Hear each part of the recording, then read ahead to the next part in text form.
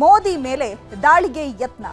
ಹಾಗಿದ್ರೆ ಓಂ ಬಿರ್ಲಾ ಅವರಿಗೆ ಈ ಒಂದು ವಿಚಾರ ಹೇಗೆ ಗೊತ್ತಾಯಿತು? ಜೊತೆಗೆ ಕಾಂಗ್ರೆಸ್ ಸಂಸದರು ಮೋದಿ ಅವರ ಮೇಲೆ ದಾಳಿ ಮಾಡೋದಕ್ಕೆ ಯತ್ನಿಸಿದ್ರ ಅನ್ನುವಂಥದ್ದು ಸಾಕಷ್ಟು ಚರ್ಚೆಗಳನ್ನು ಹುಟ್ಟುಹಾಕಿದೆ. ಲೋಕಸಭೆ ಸಭಾಧ್ಯಕ್ಷ ಓಂ ಬಿರ್ಲಾ ಅವರ ಈ ಮಾತು ಈಗ ಸಾಕಷ್ಟು ಸಂಚಲನ ಎಬ್ಬಿಸಿದೆ. ಮಹಿಳಾ ಸಂಸದರ ಮೂಲಕ ಪ್ರಧಾನಮಂತ್ರಿ ಮೋದಿ ಅವರಿಗೆ ಅಗೌರವ ಸೃಷ್ಟಿಸಲು ಹುನ್ನಾರ ಹಾಗಿದ್ರೆ ನಡೆದಿತ್ತ? ದೇಶದ ಘನತೆಗೆ ಸಂವಿಧಾನಕ್ಕೆ ಧಕ್ಕೆ ತರೋದಕ್ಕೆ ಸಂಚು ನಡೆದಿದ್ದ ಅಂತ ಸ್ಪೀಕರ್ ಓಂ ಬಿರ್ಲಾ ಕೊಟ್ಟ ಹೇಳಿಕೆ ಸಾಕಷ್ಟು ಚರ್ಚೆಯನ್ನ ಹುಟ್ಟುಹಾಕಿದೆ. ಅಷ್ಟೇ ಅಲ್ಲ, ನಿನ್ನೆ ಪ್ರಿಯಾಂಕಾ ವಾದ್ರಾ ಮಾಧ್ಯಮಗಳ ಎದುರು ಮಾತನಾಡುವಾಗ ಮಹಿಳೆಯರನ್ನ ನೋಡಿ ಬಿಜೆಪಿಯವರು ಹೆದರಿ ಓಡ್ ಹೋದ್ರು ಅಂತ ಹೇಳಿದಂತಹ ಮಾತುಗಳು ಈಗ ವೈರಲ್ ಆಗಿದೆ. ಹಾಗಾದ್ರೆ ಕಲಾಪದಲ್ಲಿ ಹಾಗಿದ್ರೆ ಏನೆಲ್ಲ ನಡೀತು, ಏನೆಲ್ಲ ಬೆಳವಣಿಗೆಗಳು ಆಯ್ತು ಅನ್ನುವಂಥದ್ದನ್ನ ನೋಡೋಣ. I don't think PM will have the guts to come to the Lok Sabha today. हमारे LOP को जब तक बोलने नहीं दिया जाएगा तब तक हम इनको भी नहीं बोलने देंगे. मैंने माननीय प्रधानमंत्री से आग्रह किया कि उन्होंने सदन में नहीं आना चाहिए. तो कांग्रेस मोदी की कब्र खोदने के कार्यक्रम के बारे में I don't think PM will have the guts to come to the Lok Sabha today. Because if he comes, I'm going to give him this book. So if PM comes, I will go physically and hand him this book so he can read it. And उनको पता लग जाए कि उनकी सच्चाई क्या है, देश को पता लग जाए. और हमारे LOP को जब तक बोलने नहीं दिया जाएगा तब तक हम इनको भी नहीं बोलने देंगे. कल की घटना देश ने देखी है, किस तरीके से महिला सदस्य वहां तक पहुंची है. ये कोई उचित नहीं था और ये सदन की गरिमा के अनुकूल भी नहीं था. ಎಲ್ಲಿವರೆಗೆ ಲೋಕಸಭೆ ವಿಪಕ್ಷ ನಾಯಕರನ್ನ ಮಾತಾಡಲು ಬಿಡಲ್ವೋ ಅಲ್ಲಿವರೆಗೂ ಪ್ರಧಾನಮಂತ್ರಿಗಳನ್ನು ಲೋಕಸಭೆಯಲ್ಲಿ ಮಾತನಾಡಲು ಬಿಡಲ್ಲ ಅಂತ ಪ್ರಿಯಾಂಕಾ ವಾದ್ರಾ ಹೇಳಿಕೆ ಕೊಟ್ಟಿದ್ರು.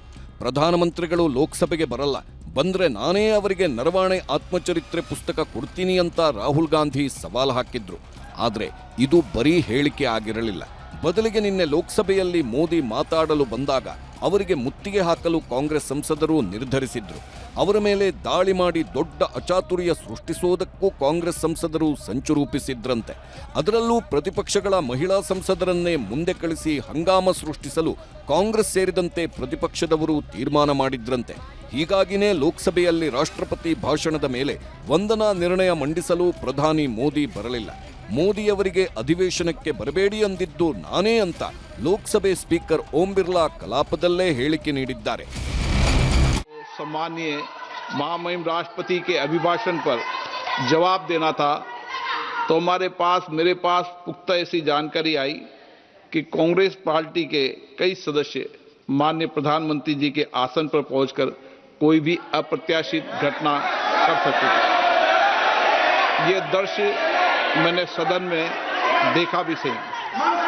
अगर ये घटना हो जाती तो ये अत्यंत अप्रिय दृश्य देश के लोकतांत्रिक परंपराओं को तार तार कर देता.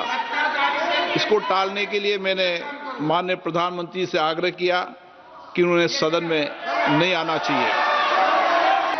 सदन के नेता ने उपस्थित न रहकर मेरे आग्रह को मानकर सदन को अप्रिय दृश्य से बचाया. मैं माननीय प्रधानमंत्री जी को इसके लिए आभार व्यक्त करता हूं कि उन्होंने मेरे सुझाव को माना. ಲೋಕಸಭೆ ಸಭಾಧ್ಯಕ್ಷ ಓಂ ಬಿರ್ಲಾ ಅವರ ಈ ಮಾತು ಸಾಕಷ್ಟು ಸಂಚಲನ ಎಬ್ಬಿಸಿದೆ. ಮಹಿಳಾ ಸಂಸದರ ಮೂಲಕ ಪ್ರಧಾನಮಂತ್ರಿ ಮೋದಿಯವರಿಗೆ ಅಗೌರವ ಸೃಷ್ಟಿಸಲು ಹುನ್ನಾರ ನಡೆದಿತ್ತು, ದೇಶದ ಘನತೆಗೆ ಸಂವಿಧಾನಕ್ಕೆ ಧಕ್ಕೆ ತರಲು ಸಂಚು ನಡೆದಿತ್ತು ಅಂತ ಸ್ಪೀಕರ್ ಓಂ ಬಿರ್ಲಾ ಕೊಟ್ಟ ಹೇಳಿಕೆ ಚರ್ಚೆ ಹುಟ್ಟುಹಾಕಿದೆ. ಅಷ್ಟೇ ಅಲ್ಲ, ನಿನ್ನೆ ಪ್ರಿಯಾಂಕಾ ವಾದ್ರಾ ಮಾಧ್ಯಮಗಳ ಎದುರು ಮಾತಾಡುವಾಗ ಮಹಿಳೆಯರನ್ನ ನೋಡಿ ಬಿಜೆಪಿಯವರು ಹೆದರಿ ಓಡಿ ಹೋದ್ರು ಅಂತ ಹೇಳಿದ್ದ ಮಾತುಗಳು ವೈರಲ್ ಆಗಿದೆ. डर गए, आने से डर गए सदन में. और उनके रेल मंत्री और निशिकांत जी तो बुलेट ट्रेन की तरह भागे लगे. ಕಾಂಗ್ರೆಸ್ ಮಹಿಳಾ ಸದಸ್ಯರನ್ನ ನೋಡಿ ಬಿಜೆಪಿಯವರು ಹೆದರಿ ಓಡಿ ಹೋದ್ರು ಅನ್ನೋ ಪ್ರಿಯಾಂಕಾ ವಾದ್ರಾ ಮಾತಿಗೂ ಲೋಕಸಭೆ ಸ್ಪೀಕರ್ ಕೊಟ್ಟ ಹೇಳಿಕೆಯೂ ಚರ್ಚೆಗೆ ಗ್ರಾಸವಾಗಿದೆ. ಹಾಗಾಗಿನೇ ಇವತ್ತು ಸಂಸತ್ ಭವನಕ್ಕೆ ಮಹಿಳಾ ಭದ್ರತಾ ಪಡೆಗಳನ್ನೇ ಹೆಚ್ಚಾಗಿ ಭದ್ರತೆಗೆ ನಿಯೋಜಿಸಿದ್ರು. ಕಾಂಗ್ರೆಸ್ನವರ ಪ್ರತಿಭಟನೆಯಲ್ಲೂ ಮಹಿಳಾ ಭದ್ರತಾ ಪಡೆಗಳನ್ನೇ ಸೆಕ್ಯೂರಿಟಿಗೆ ನಿಯೋಜಿಸಲಾಗಿತ್ತು. ಲೋಕಸಭೆ ಇತಿಹಾಸದಲ್ಲೇ ಮೊದಲ ಸಲ ಪ್ರಧಾನಮಂತ್ರಿಯೊಬ್ಬರ ಭಾಷಣವನ್ನೇ ರದ್ದುಪಡಿಸಲಾಗಿದೆ. ಪ್ರತಿಭಟನೆ ನಿಲ್ಲಿಸದಿದ್ರೆ ಕಲಾಪವನ್ನೇ ನಡೆಸಲ್ಲ ಅಂತಾನು ಸ್ಪೀಕರ್ ಓಂ ಬಿರ್ಲಾ ಹೇಳಿಕೆ ಕೊಟ್ಟಿದ್ದಾರೆ. पोस्टर पंपलेट लेकर आएंगे तो सदन नहीं चलेगा, आज भी नहीं चलेगा, कल भी नहीं चलेगा. ಇನ್ನೊಂದು ಕಡೆ ಲೋಕಸಭೆ ಅಧಿವೇಶನ ಮುಂದೂಡಿಕೆ ಆಗ್ತಿದ್ದಂತೆ ಕಾಂಗ್ರೆಸ್ ಸಂಸದೆ ಪ್ರಿಯಾಂಕಾ ವಾದ್ರಾ ಮಾತಾಡಿದ್ರು. ಪ್ರಧಾನಮಂತ್ರಿ ಹುದ್ದೆಗೆ ಅವಮಾನ ಮಾಡ್ತಿದ್ರು ಅನ್ನೋ ಆರೋಪವೇ ಸುಳ್ಳು ಅಂದ್ರು. ಮೋದಿ ಸ್ಪೀಕರ್ ಅವರನ್ನ ಮುಂದೆ ಬಿಟ್ಟು ಆಟ ಆಡ್ತಿದ್ದಾರೆ ಅಂತ ಹೇಳಿಕೆನೂ ಕೊಟ್ರು. So the women MPs were standing in front of the Treasury bench. So what? And the Prime Minister, absolute lies. It is an absolute lie. There is no question of anybody raising any hands on the Prime Minister, trying to hurt him or any such thing. There is no question. So it is absolutely wrong of anybody to say that there was any such plan. There was no such plan. And I'm sorry, but the Prime Minister is now hiding behind the Speaker. They are making the Speaker say all this. Because yesterday he did not have the guts to come in the House. What? Because 3 women were standing in front of his bench? What nonsense is this? ಇದೆಲ್ಲವೂ ಆದ ಬಳಿಕ ಪ್ರಧಾನಿ ನರೇಂದ್ರ ಮೋದಿ ರಾಜ್ಯಸಭೆಯಲ್ಲಿ ರಾಷ್ಟ್ರಪತಿ ಭಾಷಣದ ಮೇಲಿನ ವಂದನಾ ನಿರ್ಣಯ ಸಲ್ಲಿಸಲು ಆಗಮಿಸಿದ್ರು. ಪ್ರಧಾನಿ ಮೋದಿ ಭಾಷಣದ ಆರಂಭದಲ್ಲೇ ಕಾಂಗ್ರೆಸ್ ಸದಸ್ಯರು ಗದ್ದಲ ಎಬ್ಬಿಸಿದ್ರು. ಮೋದಿ ಭಾಷಣ ಮಾಡುತ್ತಿರುವಾಗಲೇ ಸಭಾತ್ಯಾಗ ಮಾಡಿದ್ರು. ಪ್ರತಿಪಕ್ಷಗಳ ಸದಸ್ಯರ ಸಭಾತ್ಯಾಗದ ಮಧ್ಯೆಯೂ ರಾಜ್ಯಸಭೆಯಲ್ಲಿ ಮೋದಿ ಮಾತನಾಡಿದ್ರು. ದೇಶದ ಅಭಿವೃದ್ಧಿ, ಆರ್ಥಿಕ ಸಬಲತೆ ಬಗ್ಗೆ ಕೊಂಡಾಡಿದ್ರು. ಭಾರತ ಇದೀಗ ಜಗತ್ತಿನ 3ನೇ ಅತಿದೊಡ್ಡ ಆರ್ಥಿಕ ರಾಷ್ಟ್ರವಾಗಿದೆ. ಮದರ್ ಆಫ್ ಆಲ್ ಡೀಲ್ಸ್ ಮೂಲಕ ಜಾಗತಿಕ ಪ್ರಭಾವ ಇದೀಗ ಭಾರತದತ್ತ ನೆಟ್ಟಿದೆ. ಯುರೋಪ್ ರಾಷ್ಟ್ರಗಳೊಂದಿಗಿನ 9 ಪ್ರಮುಖ ವ್ಯಾಪಾರ ಒಪ್ಪಂದಗಳಿಂದ ಜಾಗತಿಕ ಬಲ ಸಿಕ್ಕಿದೆ ಎಂದರು. ಮುದ್ರಾ ಯೋಜನೆ ಮೂಲಕ ಯುವಕರ ಸಬಲೀಕರಣ ಮಾಡಲಾಗಿದೆ. 10 ಕೋಟಿ ಗ್ರಾಮೀಣ ಮಹಿಳೆಯರಿಗೆ ವಿವಿಧ ಸಾಲ ನೀಡಲಾಗಿದೆ.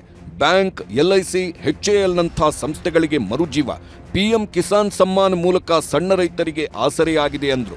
85 ಲಕ್ಷ ಕೋಟಿ ರೂಪಾಯಿ ಖರ್ಚು ಮಾಡಿ ದೇಶದ ರೈಲು, ರಸ್ತೆ ಕಾಮಗಾರಿಗಳನ್ನು ಶೀಘ್ರಗತಿಯಲ್ಲೇ ಮಾಡಲಾಗ್ತಿದೆ ಎಂದು ಸದನಕ್ಕೆ ಮಾಹಿತಿ ನೀಡಿದ್ರು. हम जिस गति से आगे बढ़ रहे हैं, जब हमें देश की जनता ने सेवा करने का मौका दिया, तब फ्रेजाइल 5 के रूप में ये देश जाना जाता था. जब हमें अवसर मिला, तब देश आजाद हुआ, तब हम दुनिया में 6 नंबर की इकोनॉमी थे. लेकिन इन लोगों ने ऐसा एक हाल करके रखा कि 11 पे पहुंचा दिया. आज हम 3 पर जाने की दिशा में तेज गति से. आज पूरा विश्व ग्लोबल साउथ की चर्चा करता है, लेकिन उस चर्चा के सूत्रधार के रूप में आज भारत वैश्विक मंचों पर ग्लोबल साउथ की बुलंद आवाज बन गया है.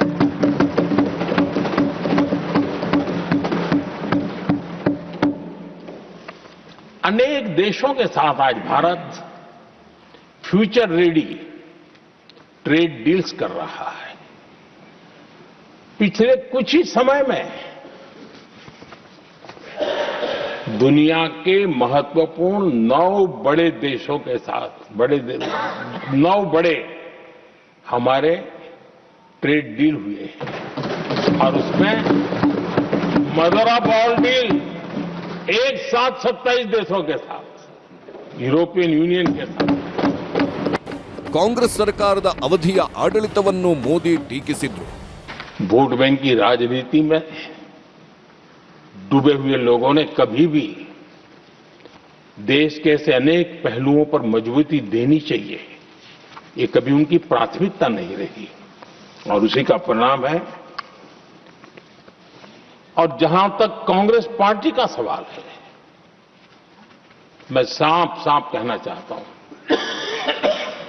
और मेरे शब्दों पे भरोसा नहीं है तो मैं देश को लोगों को कहूं, कुछ मत करो, सिर्फ लाल किले से कांग्रेस के प्रधानमंत्रियों के जो भाषण है, सिर्फ उन भाषणों का एनालिसिस कर लो, आपको साफ साफ लगेगा कि न उनके पास कोई सोच थी, न उनके पास कोई विजन था, और न ही कोई इच्छा शक्ति थी.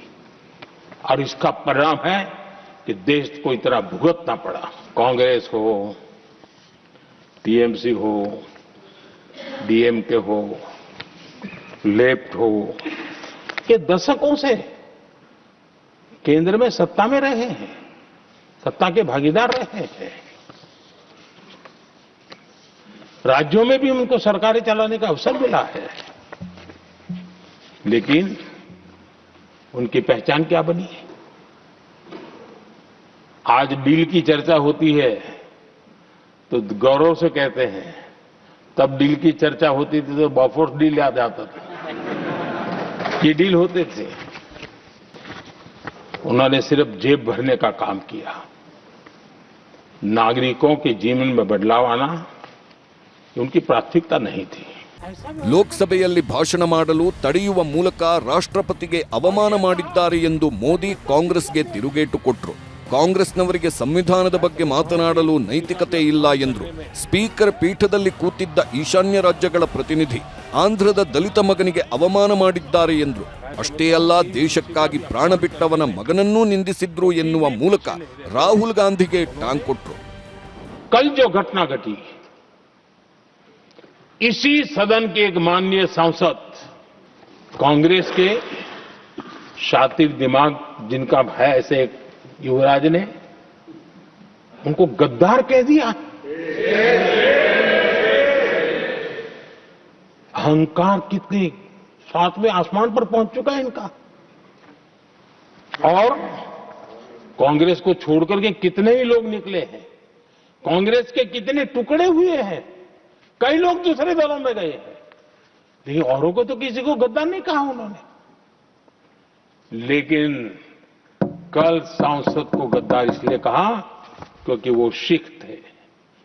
ये सिखों का अपमान था, ये गुरुओं का अपमान था। और कांग्रेस के अंदर जो कूट कूट करके सिखों के प्रति नफरत भरी पड़ी है ना, उसका वो अभिव्यक्ति थी। और इसी सदन के माननीय सांसद है वो, और उनको जरा भी दर्द नहीं, वरना आज खड़े होकर के कह सकते थे कि कल जो हुआ इसी सांसद की गरिमा के अनुरूप नहीं था, हमें खेद है। एक शब्द तो बोल लेते, लेकिन सिखों के प्रति उनके मन में जो नफरत भरी पड़ी है, और इसी के कारण उन्होंने कल, और जिसका परिवार देश के लिए शहादत देने वाला परिवार के वो सदस्य हैं, उन्हें अपने राजनीतिक विचारों में परिवर्तन किया, इसलिए गद्दार हो गए। और ये गद्दार शब्द छोटा नहीं है। मेरे देशवासी को कोई गद्दार कहे, ये कैसे देश सहन करेगा? और वो भी ये सिख है इसलिए गद्दार कहना बहुत दुर्भाग्य की बात है। और ऐसे लोग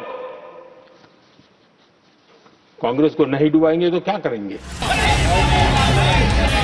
ಮೋದಿ ಭಾಷಣ ವಿರೋಧಿಸಿ ಪ್ರತಿಪಕ್ಷ ಸದಸ್ಯರು ಸಂಸತ್ ಭವನದಿಂದ ಹೊರಬಂದು ಗೇಟ್ ಮುಂಭಾಗ ಧರಣಿ ಮಾಡಿದ್ರು. ಮೋದಿ ವಿರುದ್ಧ ಘೋಷಣೆ ಕೂಗಿದ್ರು. आज को आधुनिक भारत जो आपको दिखता है, ये आधुनिक भारत नेहरू जी ने बनाया, और इस देश में लोगों में जो जागृति लाई इंदिरा गांधी जी ने लाई।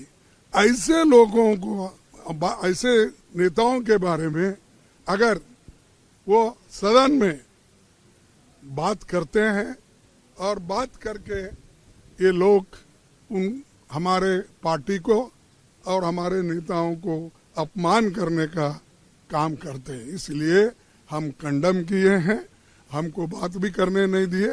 इसीलिए सारे पार्टी के नेता लोग ये तय किए कि अगर वो बात करने नहीं देते तो हम लोग वॉकआउट करना चाहिए, प्रोटेस्ट करना चाहिए। ಒಟ್ಟಾರೆ ಹೇಳೋದಾದ್ರೆ ಸಂಸತ್ ಅಧಿವೇಶನ ಅಂದುಕೊಂಡಂತೆ ಆಗ್ತಿಲ್ಲ. ಜನಪರ ಚರ್ಚೆಗಳಿಗೆ ಅಧಿವೇಶನದಲ್ಲಿ ಅವಕಾಶವೇ ಸಿಗ್ತಿಲ್ಲ. ನಾಳೆಯೂ ಇದೇ ಥರ ಪ್ರತಿಭಟನೆ ನಡೆಸಲು ಕಾಂಗ್ರೆಸ್ ನಿರ್ಧರಿಸಿದಂತೆ ಕಾಣಿಸ್ತಿದ್ದು, ಬಿಜೆಪಿ ಸಂಸದರು, ಮೋದಿ ಸರ್ಕಾರ, ಸ್ಪೀಕರ್ ಅವರ ನಿರ್ಣಯ ಏನಾಗುತ್ತೆ ಅನ್ನೋದೇ ಯಕ್ಷ ಪ್ರಶ್ನೆ. Bureau report, news 18. ಇನ್ನು ಒಟ್ಟಾರೆಯಾಗಿ ನಿನ್ನೆ ಲೋಕಸಭೆಯಲ್ಲಿ ಮೋದಿ ಭಾಷಣಕ್ಕೆ ಅಡ್ಡಿಪಡಿಸಲಾಗಿತ್ತು. ಆದರೆ ಇವತ್ತು ರಾಜ್ಯಸಭೆಯ ಮೂಲಕ ಪ್ರತಿಪಕ್ಷಗಳು ಏನ್ ಟೀಕೆಗಳು ಮಾಡ್ತಾ ಇತ್ತು ಆ ಎಲ್ಲ ಟೀಕೆಗಳಿಗೂ ಕೂಡ ಈಗ ಪ್ರಧಾನಿ ಮೋದಿ ಅವರು ಭಾಷಣದ ಮೂಲಕ ಸರಿಯಾಗಿ ತಿರುಗೇಟನ್ನ ಕೊಟ್ಟಿದ್ದಾರೆ. ಬಿಜೆಪಿ ಏನೆಲ್ಲ ಯೋಜನೆಗಳನ್ನ ರೂಪಿಸಿಕೊಂಡಿದೆ, ಜೊತೆಗೆ ಆರ್ಥಿಕತೆಗೆ, ಅಭಿವೃದ್ಧಿಗೆ ಯಾವ ರೀತಿಯಾಗಿ ಒತ್ತನ್ನ ನೀಡಿದ್ದಾರೆ ಅನ್ನುವಂಥದ್ದನ್ನ ಇವತ್ತು ರಾಜ್ಯಸಭೆಯಲ್ಲಿ ಭಾಷಣ ಮಾಡೋ ಮೂಲಕ ಪ್ರತಿಪಕ್ಷಗಳಿಗೆ ಸರಿಯಾಗಿ ತಿರುಗೇಟನ್ನ ಕೊಟ್ಟಂತಾಗಿದೆ.